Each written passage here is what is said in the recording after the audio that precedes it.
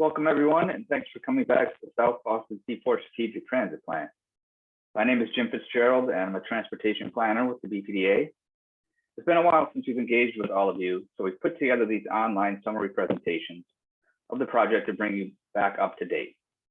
We're presenting the information in 5 sections, so you can certainly click through if you don't want to watch the whole presentation and focus directly on the things that you are particularly interested in.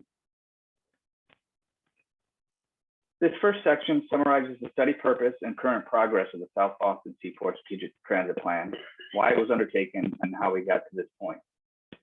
Section 2 summarizes past public meetings and engagements. Section 3 looks at ongoing or recently completed transit improvements. A lot has happened in the South Boston Seaport, undertaken by the city, the MBTA, and other agencies, including the private sector with the Seaport TMA. Section 4 presents the short-term evaluations that were released for your review in summer of 2020 and that have been revised based on the public feedback that we received at that time. Section 5 presents the midterm and long-term evaluations. While we walk you through the detailed evaluations of individual strategies as a reminder of how they were developed, in addition, there is more material online if you want to take a deeper dive into any of these items. So let's go to study purpose and progress.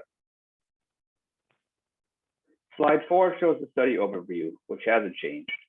The pandemic has slowed our progress, but the South Boston Seaport Strategic Transit Plan will identify specific recommendations to improve the operations, capacity, and connectivity of the transit network, such as MBTA buses, the Red and Silver Line, shuttles, ferries, etc., that serve the neighborhood. The plan will study current transit connections and recommend specific improvements in the short term, as well as for the next 15 years and beyond. The plan is being undertaken by the City of Boston, led by the Boston Planning and Development Agency and the Boston Transportation Department. As we said, the purpose of the plan is to look at transit in the South Boston Seaport, including access to transit. This is not a full mobility plan that looks at every single mode, project, or improvement. It's very much a transit-forward plan that understands all of the various public and private transportation ways people can get to the South Boston Seaport and travel within the district. We're also looking at pedestrian improvements and bicycle improvements, but generally from an approach of understanding how they interact with the transit network and provide access to it. Led by the Boston Planning and Development Agency and BTD, along with Public Works and the Office of Neighborhood Services, the project is coordinated with key agencies, including MassDOT, the MBTA, Massport, the Seaport TMA, and the MCCA. We are led by a great consultant team with the lead consultant, Stantec,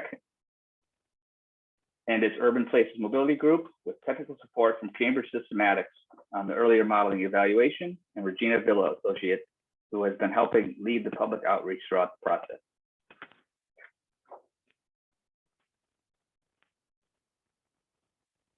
Again, the purpose of the study is to go beyond what previous studies have done or identified and consider a whole range of potential strategies that may help to improve transit into the Seaport.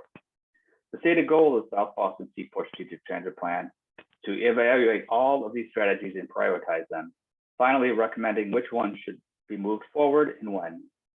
The end result of the study will be a recommended list of improvements that will be presented in detail in a March 3rd virtual public meeting for your review. Now you can go to the next presentation to review the past public meetings and engagements on the plan.